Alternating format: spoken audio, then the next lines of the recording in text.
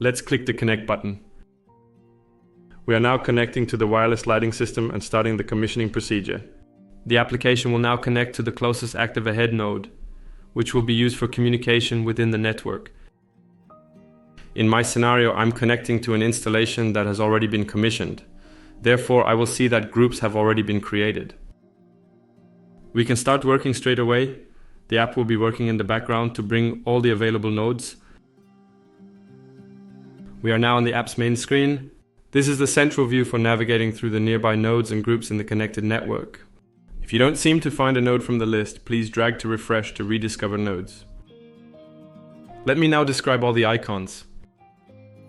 Here we can find a tab with a list of the discovered nodes and another tab with a list of discovered groups.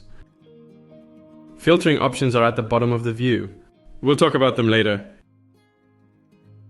The exit button is at the top left. It disconnects the app from the network and takes you back to the home screen. Network button. Let's discuss the network settings. We click on the button. In the Settings tab, we can apply a configuration to all networks with a single click, such as the presets created earlier in the Presets tab. Keep in mind that this setting is applied to the entire network at once.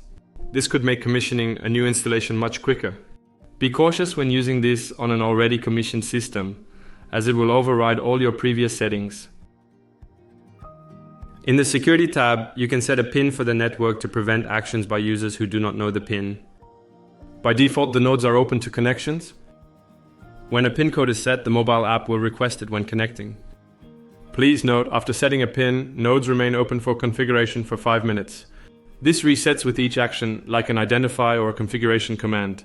To test security, disconnect mobile apps and wait over 5 minutes. In the Rules tab, we can change the daylight harvesting for the entire network. For example, if we have an underground garage where daylight harvesting is not needed, we can easily switch it off for the entire installation. We can also identify the whole network in which all nodes would perform identification flashing. Let's now return to the main screen by pressing the arrow at the top.